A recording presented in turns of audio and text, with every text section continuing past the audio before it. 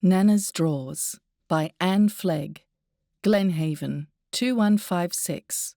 Narrated by Chloe Schwank. Nana's dressing table drawers were a treasure trove of wonder for me when I was young. I loved to rummage through them and take out whatever piqued my curiosity. What made me want to do this over and over again when I knew exactly what was in the drawers? Apart from being able to look, smell, touch, and feel these interesting things, I think it was the family stories connected to them that drew me in. In the drawers I found jewellery, locks of hair, button-hooks, a cream-backed hairbrush and matching comb, a jar of sweet-smelling face cream with a bee moulded into the lid, and a bottle of eau de cologne, a collection of hat pins, a pair of beautifully made cloth baby shoes, an embroidered christening dress, a baby's bonnet and matinee jacket adorned with pink rosebuds, a couple of shoe horns, Nana and Papa's marriage certificate, a small black Bible with some faded pressed pansies between the pages, yellowing newspaper cuttings of death notices, a box of sepia-coloured photographs, plus a few other odds and ends. Nana never minded my foraging, nor seemed to mind answering my persistent questions. She understood that children never tired of repetition. "Tell me the story again about how you pierced your ears, Nana." Or, "Tell me the story about when you cut off your hair." Nana had pierced her own ears with a darning needle and a cork. She'd held the cork firmly in place behind her ear, then pushed the darning needle through the lobe. Even though I screwed up my eyes in horror, I couldn't wait to hear the story again. She told me that, as a married woman, she'd cut off her long hair when the fashion changed to short. She'd kept the hair and wrapped the shorn locks in a piece of material as a memento. I would stroke it, admiring its beautiful golden colour, while I thought of the heroine in the fairy tale Rapunzel, locked away in the tower. There was another, paler, gold snippet of hair that Nana kept in tissue paper in a blue velvet box. It was baby Artie's hair. Artie was Nana's and Papa's firstborn son and my mother's brother, who died in his sleep when he was about 9 months old. The christening dress, matinee jacket, bonnet and shoes were his. I had no understanding of death and dying, but I knew the loss had brought great sadness to the family, especially to Nana and Papa. Underneath the baby clothes lay a sepia photo taken after he had passed away. He was dressed in his christening dress, his tiny hands crossed on his chest, and looked as though he was sleeping. I would gaze at it, mesmerized.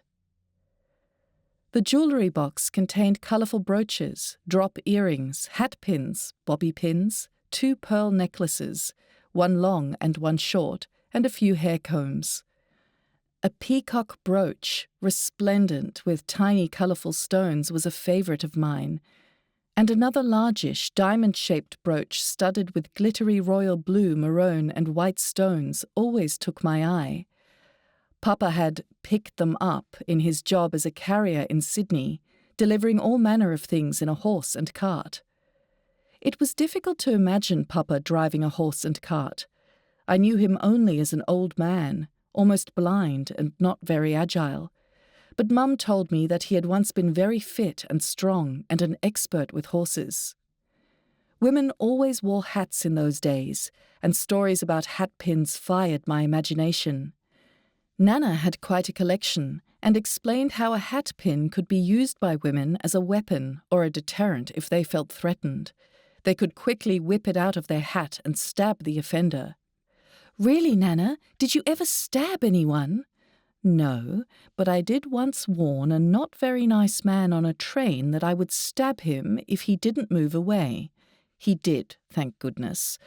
I didn't want to stab him, but would have if I'd needed to." When Mum was young, she'd given Nana a posy of pansies and a card for one of her birthdays. Nana had saved some of the pansies and pressed them between blotting paper in a heavy book. Then, when they were nicely dried, placed them in her Bible.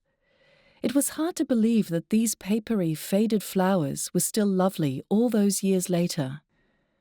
Amongst the box of photos was some of my great-grandmother, Mary Ann, Nana's mother.